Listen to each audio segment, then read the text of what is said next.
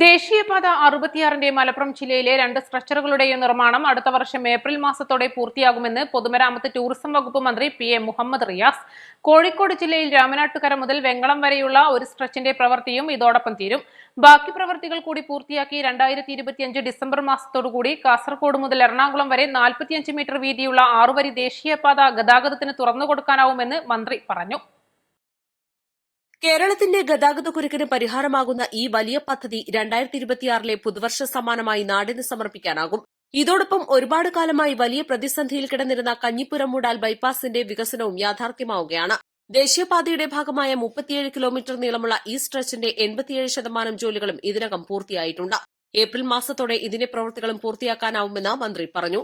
കഞ്ഞിപ്പുരം മൂടാൽ ബൈപ്പാസിന്റെ നിർമ്മാണ പുരോഗതി വിലയിരുത്തുന്നതിനായി ബുധനാഴ്ച വൈകിട്ട് സ്ഥലം സന്ദർശിച്ച മന്ത്രി നിർമ്മാണ പ്രവൃത്തികൾ നോക്കിക്കാണുകയും ഉദ്യോഗസ്ഥർക്ക് ആവശ്യമായ നിർദ്ദേശങ്ങൾ നൽകുകയും ചെയ്തു.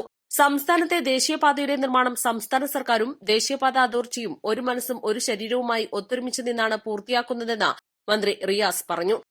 ഒരു മനസ്സ് ഒരു ശരീരം പോലെ നാഷണൽ ഹൈവേ അതോറിറ്റി ഓഫ് ഇന്ത്യയും സംസ്ഥാന സർക്കാർ PWDയും റിവ്യൂ നടത്തി മുന്നോട്ട് പോകുന്നു. വളരെ നല്ല നിലയിലാണ് national highway authority of India അതിൻ്റെ കരാറുകാർ ബന്ധപ്പെട്ട ഉദ്യോഗസ്ഥർ കാര്യങ്ങൾ ചെയ്യുന്നത്. ഇവിടെ ജില്ലാ ഭരണകൂടവും ഇതിൽ ഇടപെടൽ നടത്തുന്നുണ്ട്. ഞങ്ങളെല്ലാ 2 ആഴ്ചയിലും ഇതിൻ്റെ റിവ്യൂ നടത്തിക്കൊണ്ടിരിക്കുന്നു. ബഹുമാനപ്പെട്ട മുഖ്യമന്ത്രി തന്നെ ഇതിൻ്റെ റിവ്യൂ എല്ലാ വകുപ്പുകളുടെയും ഏകോപനത്തോടെ സംഘടിപ്പിക്കും. നമുക്കറിയാം, ഇത് ഒരുപാട് കാലമായിട്ടുള്ള പ്രശ്നങ്ങൾ നിലനിൽക്കുന്നതാണ്. അതിന് പരിഹാരം കാണാൻ ഇപ്പോൾ ഈ സ്ട്രെച്ച് കഞ്ഞിപ്പുരം മൂടാൽ ഏകദേശം 37 കിലോമീറ്ററാണ്. ആ 37 കിലോമീറ്ററിൻ്റെ 87% ഇപ്പോൾ ഏറെക്കുറെ പൂർത്തി. Nearly 87% we have completed. അപ്പോൾ അടുത്ത ഒരു ഏപ്രിൽ മാസം ആകുമ്പോഴേക്കും നമുക്ക് ഇത് യാഥാർത്ഥ്യമാക്കാനാകും എന്നാണ് പൊതുവെ കാണുന്നത്. ദേശീയപാതയുടെ വികസനം ഏറ്റവും വേഗത്തിൽ നടക്കുന്നത് കേരളത്തിലാണ്.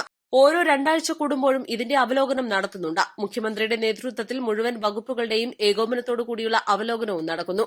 ജില്ലാ കളക്ടർമാരുടെ നേതൃത്വത്തിലും കൃത്യമായ ഇടവേളകളിൽ അവലോകനം നടക്കുന്നുണ്ട്. രാജ്യത്തിന്റെ ചരിത്രത്തിൽ ആദ്യമായി സംസ്ഥാന സർക്കാരിന്റെ കൂടി സാമ്പത്തിക സഹായത്തോടുകൂടിയാണ് ദേശീയപാത 66 യാഥാർത്ഥ്യമാകുന്നത്. ഈ ദേശീയപാതയുടെ സ്ഥലമെടുപ്പിനായി 5600 കോടി രൂപയാണ് സംസ്ഥാന സർക്കാർ ചെലവഴിച്ചത്. പൊതുമരാമത്ത് വകുപ്പിന്റെ നേതൃത്വത്തിൽ എല്ലാ വകുപ്പുകളുടെയും സഹകരണത്തോടെ കക്ഷി രാഷ്ട്രീയ ഭേദമന്യേയുള്ള പിന്തുണയോടെയാണ് കേരളത്തിന്റെ ഈ ചിരകാല സ്വപ്നം യാഥാർത്ഥ്യമാകാൻ പോകുന്നതെന്നും മന്ത്രി പറഞ്ഞു. East live, Malappuram.